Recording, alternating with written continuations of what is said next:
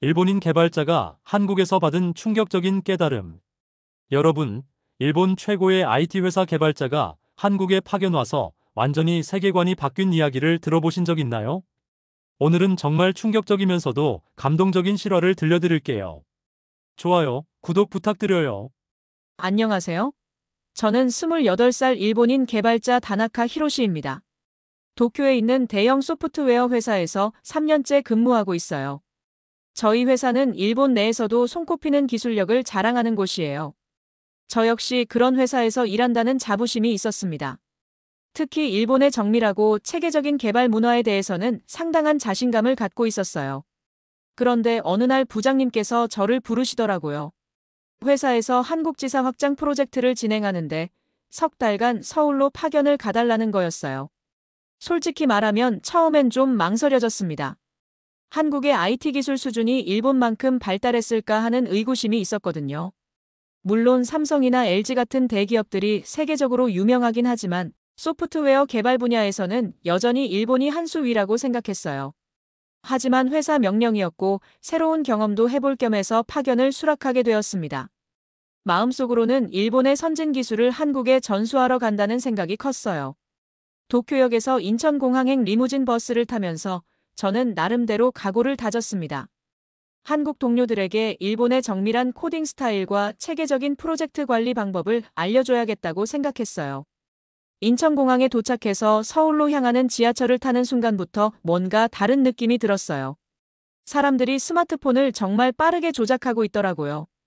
특히 문자를 입력하는 속도가 일본에서 보던 것과는 차원이 달랐습니다.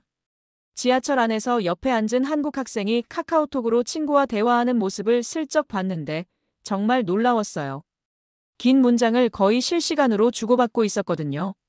일본에서라면 그 정도 길이의 문장은 이메일로 보내거나 전화를 걸 내용이었는데 말이에요. 하지만 그때는 단순히 한국 사람들이 문자 보내는 걸 좋아하나 보다 정도로만 생각했어요. 설마 이게 나중에 제 세계관을 완전히 바꿔놓을 거라고는 상상도 못했거든요. 강남에 있는 회사 숙소에 도착해서 짐을 풀면서도 여전히 자신만만했어요. 내일부터 한국 동료들과 함께 일하면서 일본의 우수한 개발 문화를 보여줘야겠다는 생각뿐이었습니다. 그날 밤 호텔방에서 한국어 기초 회화책을 펼쳐놨지만 사실 크게 관심이 없었어요.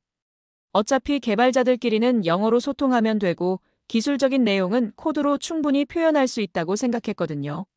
내일이면 첫 출근인데 과연 한국의 개발 환경은 어떨까 하는 호기심 정도만 있었을 뿐이에요. 혹시 제가 도움을 줄 부분이 많지 않을까 하는 기대감도 있었고요.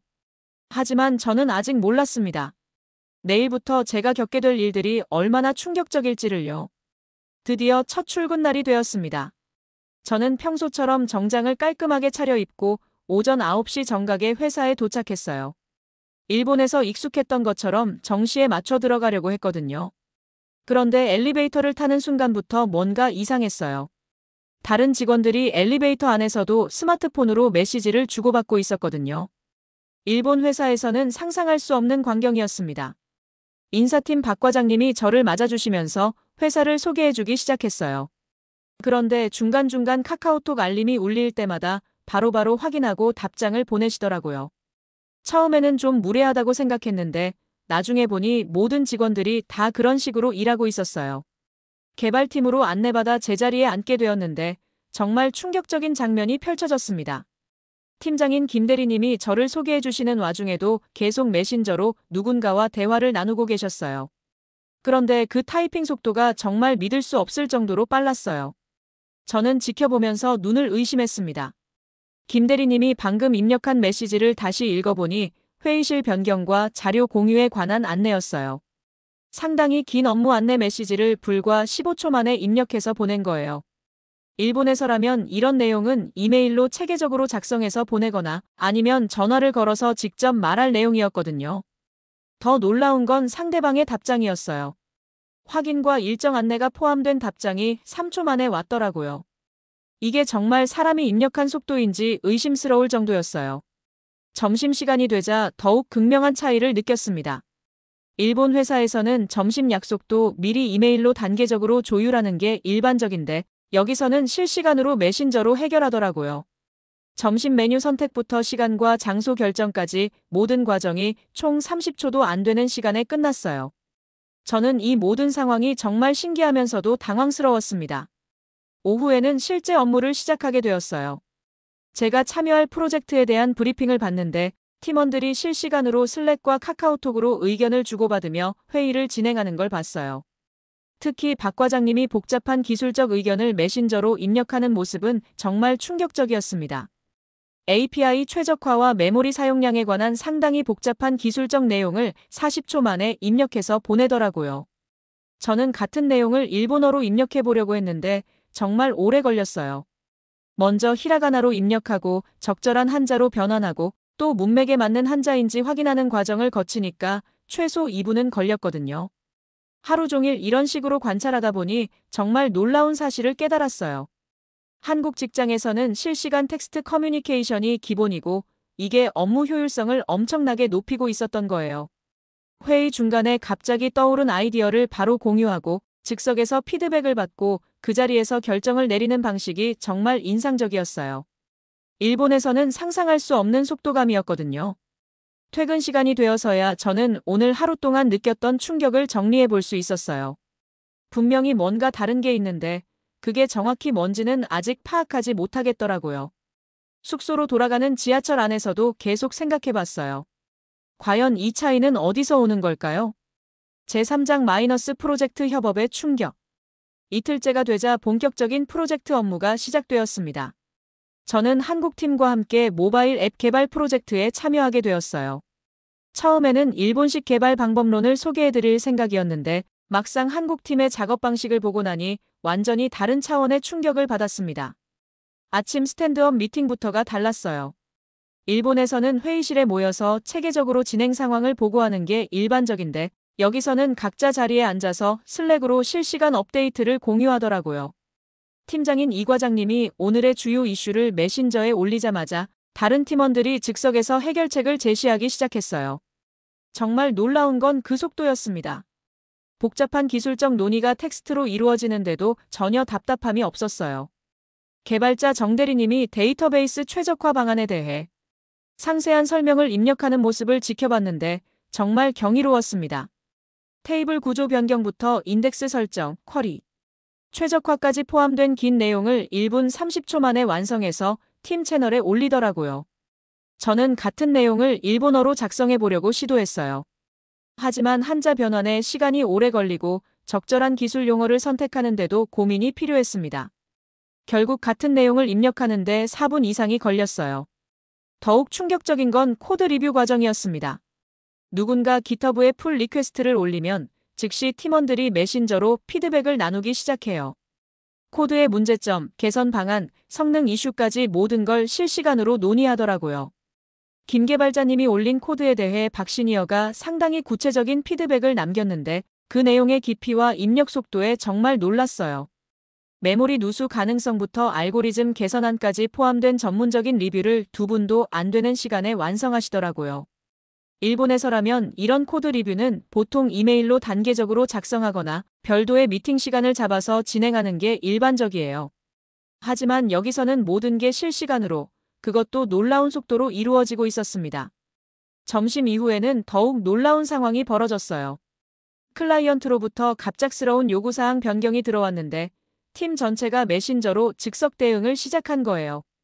기획 변경에 따른 개발 영향도 분석, 일정 재조정, 역할 분담까지 모든 걸 텍스트로 논의했어요. 특히 최 팀장님이 복잡한 프로젝트 일정을 재조정하면서 각 팀원별 업무 배분을 메신저로 정리해 주시는 모습은 정말 인상적이었습니다. 저는 중간중간 번역기를 써가며 한국어로 의견을 제시해 보려고 했는데 제가 한 문장을 완성할 동안 이미 대화가 다음 주제로 넘어가 있더라고요. 이런 속도감은 일본에서는 경험해 본 적이 없었어요. 오후 늦게 버그가 발견되어 긴급 수정이 필요한 상황이 발생했어요. 일본에서라면 관련자들을 회의실에 모아놓고 차근차근 대응 방안을 논의했을 텐데 여기서는 완전히 다른 방식으로 해결하더라고요. 버그 발견자가 증상을 메신저에 올리자마자 여러 개발자들이 동시에 원인 분석을 시작했어요. 각자 의심되는 부분을 빠르게 체크하고 결과를 실시간으로 공유하면서 불과 30분 만에 근본 원인을 찾아냈어요. 해결책도 마찬가지였어요. 수정 방안에 대한 다양한 의견이 메신저에서 활발하게 오가면서 최적의 해결책이 정해졌습니다. 그리고 즉시 역할 분담이 이루어져서 수정 작업이 시작되었어요. 하루 종일 이런 방식의 협업을 지켜보면서 저는 완전히 압도당했습니다. 일본의 체계적이고 단계적인 방식도 나름의 장점이 있지만 이런 즉석 대응력과 속도감은 정말 부러웠어요. 퇴근길에 혼자 생각해봤어요. 대체 이런 차이는 어디서 오는 걸까요? 단순히 업무 문화의 차이일까요? 아니면 더 근본적인 이유가 있는 걸까요? 사흘째가 되자 저는 더 이상 참을 수가 없었어요. 도대체 한국 동료들의 타이핑 속도가 왜 이렇게 빠른 건지 직접 확인해 보고 싶었거든요. 단순히 개인 차일까요? 아니면 다른 이유가 있는 걸까요? 점심시간을 이용해서 간단한 실험을 해보기로 했습니다. 옆자리에 김대리님께 양해를 구하고 같은 내용의 메시지를 한국어와 일본어로 각각 입력해보는 시간을 측정해보기로 했어요. 첫 번째 실험 문장은 업무에서 자주 사용하는 간단한 안내 메시지였어요. 내일 오후 2시에 클라이언트 미팅이 있다는 내용이었습니다. 김대리님이 한국어로 입력하는 모습을 지켜보니 정말 놀라웠어요. 자음과 모음을 조합해서 글자가 바로바로 완성되면서 전체 문장이 8초 만에 완성되었습니다. 저는 같은 내용을 일본어로 입력해봤는데 정말 당황스러웠어요. 먼저 로마자로 ASHITA 고고 니제이아인이라고 입력해야 하고 그걸 히라가나로 변환한 다음 다시 적절한 한자로 바꿔야 했거든요. ASHITA는 로, 고고는 로, NIJI는 로 각각 변환해야 했어요. 결국 같은 내용을 입력하는데 16초나 걸렸습니다. 거의 2배에 가까운 차이였어요. 이걸 보고 김대리님도 신기해하시면서 더 긴 문장으로도 실험해보자고 제안하셨어요. 두 번째 실험은 좀 더 복잡한 기술적 내용이었어요. API 응답 속도 개선에 관한 내용으로 상당히 전문적인 용어들이 포함된 문장이었습니다. 김대리님은 이 내용을 23초 만에 완성하셨어요. 저는 같은 내용을 일본어로 입력해 보려고 했는데 정말 복잡했어요. API는 그대로 써도 되지만 응답 속도는 로, 개선은 으로 변환해야 했거든요. 그런데 같은 발음의 한자가 여러 개 나와서 적절한 걸 선택하는데도 시간이 걸렸어요. 특히 개선을 입력할 때 KAI젠이라고 치면 등 여러 후보가 나와요. 문맥에 맞는 걸 선택해야 하니까 화면을 확인하고 클릭하는 과정이 필요했습니다. 결국 전체 문장을 완성하는데 47초가 걸렸어요. 김대리님이 이 결과를 보고 정말 놀라워하시더라고요. 한국어와 일본어의 입력 방식이 이렇게 다른지 처음 알았다고 하시면서 더 자세히 비교해보자고 제안하셨어요. 오타 수정 과정도 비교해봤는데 이것도 큰 차이가 있었어요. 한국어에서 안녕하세요를 안녕하세요로 잘못 입력했을 때는 백스페이스 2번으로 세를 지우고 세를 다시 입력하면 끝이에요. 3초 정도면 충분했습니다. 하지만 일본어에서 비슷한 실수를 했을 때는 상황이 달랐어요. 잘못 변환된 한자를 다시 히라가나 상태로 되돌리고 올바른 한자로 재변환해야 했거든요. 이 과정에만 8초 이상이 걸렸어요. 김대리님이 한글의 특징에 대해 설명해 주시는데 정말 흥미로웠어요. 한글은 자음과 모음을 조합해서 바로 글자가 완성되는 조합형 문자라고 하시더라고요. 그래서 키보드 입력과 동시에 의도한 글자가 바로 나타난다는 거예요. 반면 일본어는 먼저 로마자나 히라가나로 입력한 다음 한자로 변환하는 2단계 과정을 거쳐야 한다고 설명해 주셨어요. 그리고 같은 발음의 한자가 많아서 적절한 걸 선택하는 시간도 추가로 필요하다고 하시더라고요. 이 설명을 듣고 나니 이해가 되기 시작했어요. 한글은 더렉트 인풋 방식이고 일본어는 컨버트 인풋 방식이라는 거죠. 생각해보니 이 차이가 엄청나게 큰 거였어요. 오후에는 혼자서 더 다양한 실험을 해봤어요. 간단한 인사말부터 복잡한 기술 문서까지 여러 종류의 텍스트를 입력해보면서 차이를 분석해봤습니다. 결과는 일관되게 나타났어요. 짧은 문장에서는 약 2배, 긴 문장에서는 거의 3배까지 차이가 났어요. 특히 전문 용어가 많이 포함된 텍스트일수록 격차가 더 벌어졌습니다. 한자 변환 과정에서 시간이 많이 소요되기 때문이었어요. 넷째 날부터는 본격적으로 한국어를 배우기 시작했어요. 처음에는 단순히 의사소통을 위해서였는데 한글의 구조를 공부하면서 정말 놀라운 발견을 하게 되었습니다. 김대리님이 점심시간에 한글의 기본 원리를 설명해 주셨는데 정말 충격적이었어요. 한글은 자음 19개와 모음 21개의 기본 요소로 모든 글자를 만들어낼 수 있다는 거예요. 이론적으로는 11,000개가 넘는 조합이 가능하지만 실제로는 2,800개 정도만 사용한다고 하더라고요. 이걸 듣는 순간 정말 경이로웠어요. 40개의 기본 요소만으로 모든 한국어 소리를 표현할 수 있다니요. 일본어로 치면 히라가나 46개와 가타가나 46개, 그리고 수천 개의 한자를 모두 합친 것보다 훨씬 효율적인 시스템이었어요. 가나다라마바사 순서로 자음을 배우면서 더욱 놀란 점이 있었어요. 각 자음이 실제 발음할 때 사용하는 입모양이나 혀의 위치를 반영해서 만들어졌다는 거예요. 기역은 혀가 목구멍을 막는 모양, 니은은 혀끝이 위깃몸에 닿는 모양을 나타낸다고 하더라고요. 이런 과학적 접근 방식은 일본의 어떤 문자에서도 본 적이 없었어요. 히라가나는 한자의 초서체에서 유래된 거고, 가타가나는 한자의 일부분을 따온 거라서 발음과 글자 모양 사이에 직접적인 연관성이 없거든요. 모음 체계는 더욱 놀라웠습니다. 아오우이라는 기본 모음이 천지인 사상을 바탕으로 만들어졌다고 하는데 이것도 정말 체계적이었어요. 하늘을 나타내는 점, 땅을 나타내는 선, 사람을 나타내는 선을 조합해서 모든 모음을 만들어낸 거예요. 키보드 입력 관점에서 보니 이런 체계성이 엄청난 장점으로 작용하고 있었어요. 기본 자음과 모음의 위치만 외우면 이론적으로 모든 한글 조합을 입력할 수 있는 거죠. 일본어처럼 수백 개의 문자를 따로따로 외울 필요가 없었어요. 직접 한글을 입력해보니 정말 신기했어요. 히읗을 누르고 알을 누르면 하가 되고 거기에 니은을 추가하면 한이 완성돼요. 마치 레고 블록을 조립하듯이 글자가 만들어지는 과정이 너무나 직관적이었습니다. 일본어와 비교해보니 차이가 극명했어요. 한국이라는 단어를 일본어로 입력하려면 KANKOKU라고 로마자로 치고 스페이스바를 눌러서 한자로 변환해야 해요. 만약 다른 한자가 나오면 화살표 키로 선택해야 하고요. 하지만 한글로는 히읗 은기역 우기역 순서로 누르기만 하면 바로 한국이 완성돼요. 중간에 변환 과정이나 선택 과정이 전혀 필요 없는 거죠. 더 놀라운 건 복합 문자의 조합 방식이었어요.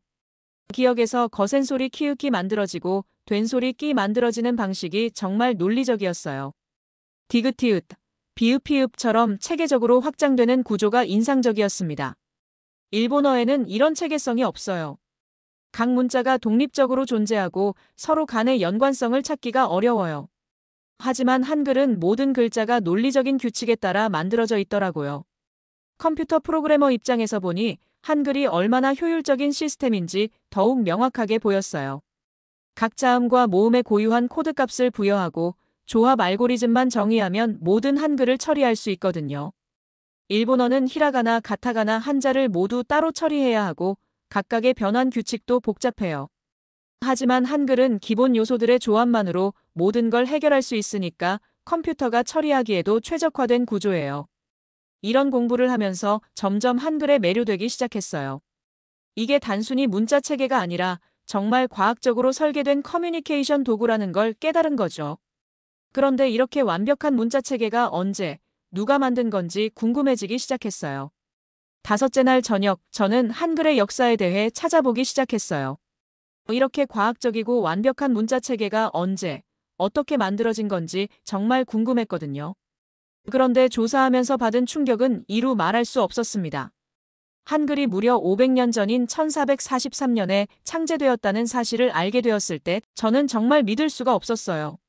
조선시대 세종대왕이라는 분이 만드셨다고 하는데 그 시대에 이런 과학적인 문자가 나올 수 있었다는 게 경이로웠습니다. 더욱 놀라운 건 창제 배경이었어요. 당시 조선에서는 한자를 사용했는데 일반 백성들이 배우기 어려워서 자신의 뜻을 제대로 표현할 수 없었다고 해요. 세종대왕은 이를 안타깝게 여기셔서 누구나 쉽게 배울 수 있는 문자를 만들기로 결심하셨던 거죠. 훈민정음 서문을 읽어보니 정말 감동적이었어요. 나란말이 중국과 달라서 한자로는 제대로 소통할 수 없으니 백성들이 쉽게 익혀서 일상생활에 편리하게 쓸 수 있는 문자를 만든다는 내용이었거든요.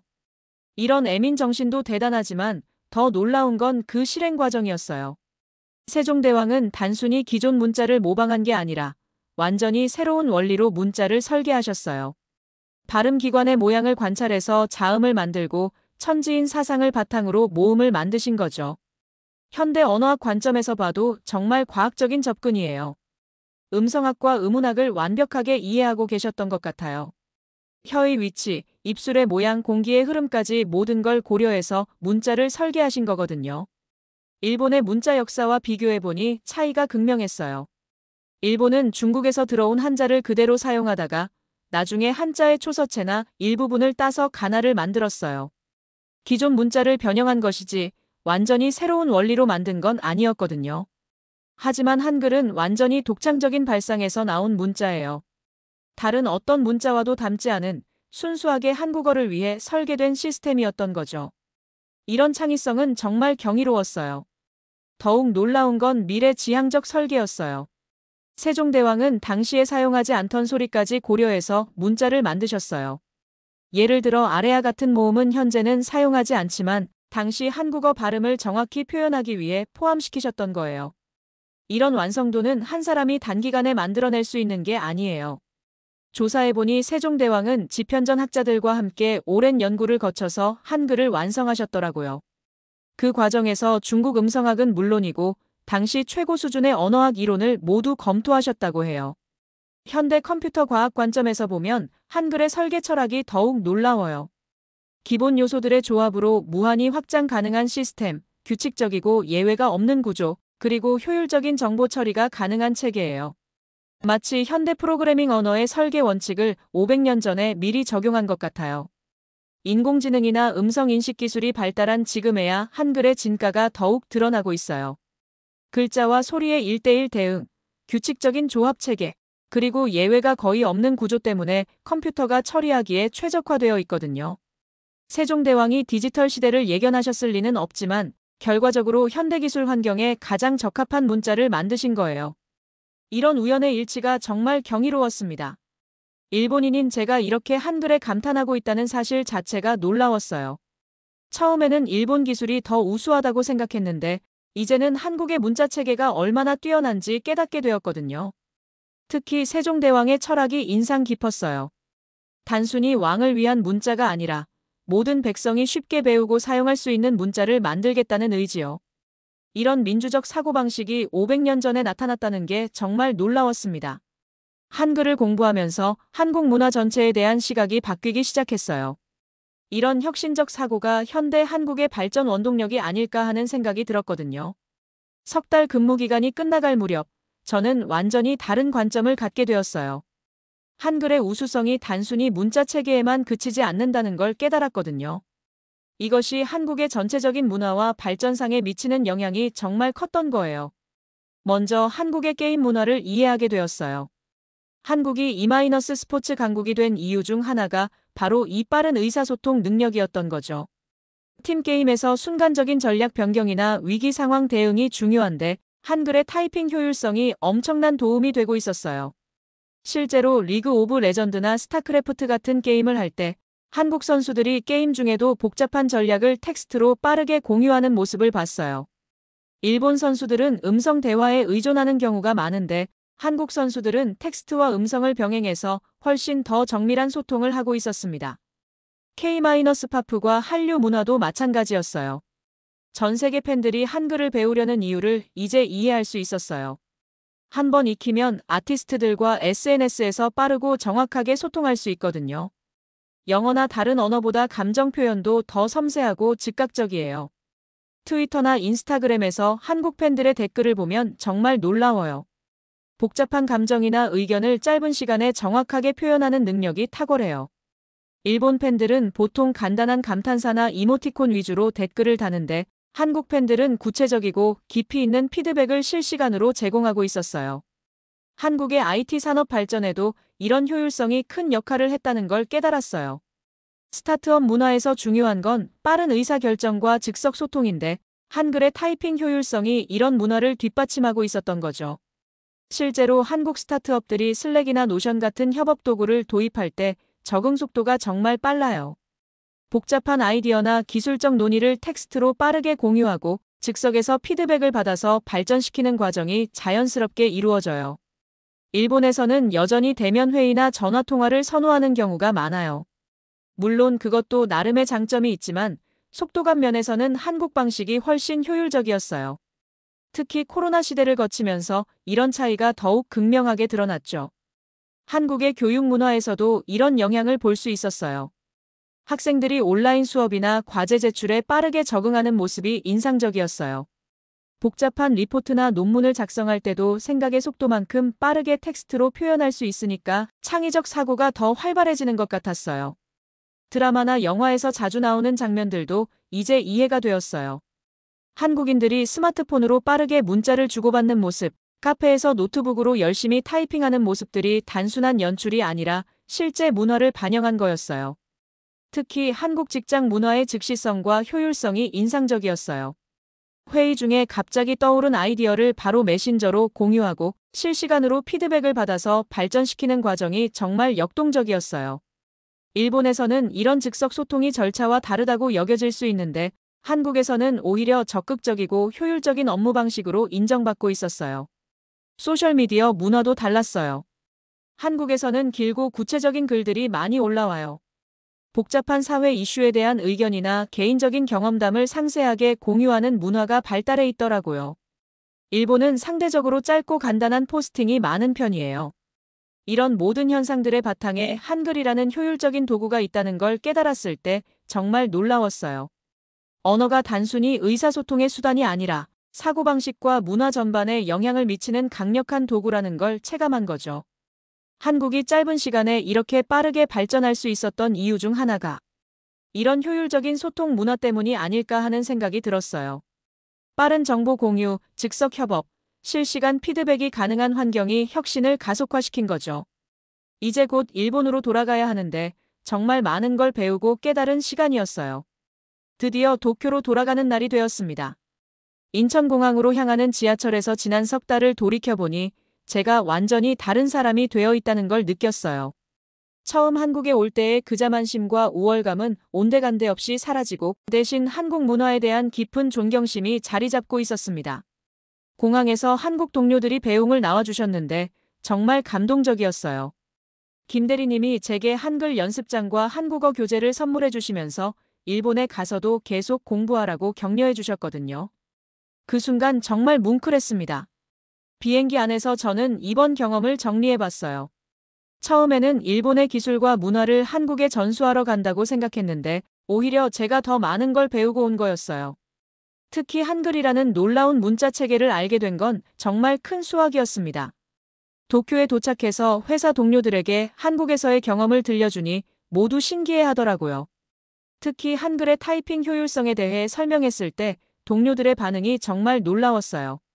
처음에는 믿지 않던 사람들도 직접 비교 실험을 해보고 나서는 모두 감탄했습니다. 제가 가장 강조한 부분은 세종대왕의 철학이었어요. 500년 전에 모든 백성이 쉽게 배우고 사용할 수 있는 문자를 만들겠다는 의지, 그리고 그것을 실제로 구현해낸 놀라운 능력 말이에요. 이런 민주적이고 혁신적인 사고방식이 현대 한국 발전의 원동력이 되었다고 생각해요. 동료들 중에는 한국어 공부에 관심을 보이는 사람들도 생겼어요. 특히 젊은 개발자들이 한글의 효율성에 매력을 느끼더라고요. K-파프 팬인 여직원들은 이미 한글을 조금씩 배우고 있다면서 제 설명을 듣고 더욱 열심히 공부하겠다고 하더라고요. 저는 회사에서 한국지사와의 협업 효율성을 높이기 위한 제안서를 작성했어요. 한글 타이핑의 장점을 활용해서 실시간 협업 시스템을 도입하자는 내용이었거든요. 상당히 긍정적인 반응을 얻었고 실제로 몇 가지 시범 프로젝트도 시작하게 되었어요. 개인적으로는 한국어 공부를 계속하기로 결심했습니다. 온라인 강의를 신청하고 한국 드라마도 자막 없이 보려고 노력하고 있어요. 처음에는 어려웠지만 한글의 체계적인 구조 덕분에 생각보다 빠르게 실력이 늘고 있어요.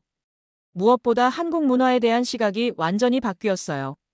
예전에는 일본이 모든 면에서 앞서 있다고 생각했는데 이제는 각 나라마다 고유한 장점과 우수성이 있다는 걸 깨달았거든요. 특히 한국의 역동성과 혁신성은 정말 배울 점이 많았어요.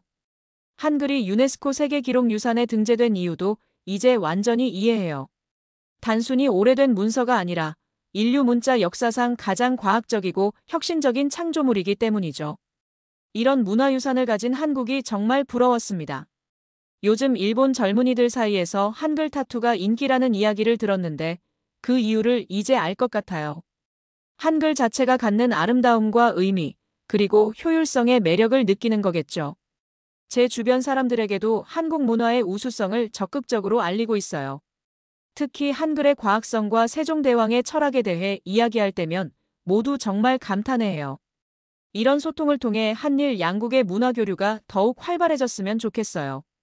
앞으로도 계속 한국어를 공부하면서 두 나라의 문화를 연결하는 다리 역할을 하고 싶어요. 일본인으로서의 정체성은 그대로 유지하면서도 한국 문화의 우수성을 인정하고 존경하는 마음을 갖게 된 거죠. 이번 경험을 통해 진정한 글로벌 인재가 되었다고 생각해요. 자국 문화에 대한 자부심을 갖는 것도 중요하지만 다른 나라의 장점을 인정하고 배우려는 열린 마음이 더욱 중요하다는 걸 깨달았거든요. 한글과 세종대왕, 그리고 한국 문화에 대한 깊은 감사와 존경의 마음을 담아서 이 이야기를 마칩니다. 정말 소중한 경험이었어요. 오늘의 사연 어떠셨나요? 좋으셨다면 감동 담담 구독, 좋아요 부탁드려요. 이런 실험을 하다 보니 왜 한국 직장에서 실시간 텍스트 커뮤니케이션이 활발한지 이해가 되기 시작했어요. 빠르게 입력할 수 있으니까 음성 대화만큼이나 즉석 소통이 가능한 거였죠. 퇴근하면서 정말 놀라운 깨달음을 얻었어요. 이게 단순히 타이핑 속도의 문제가 아니라는 걸 알게 된 거예요.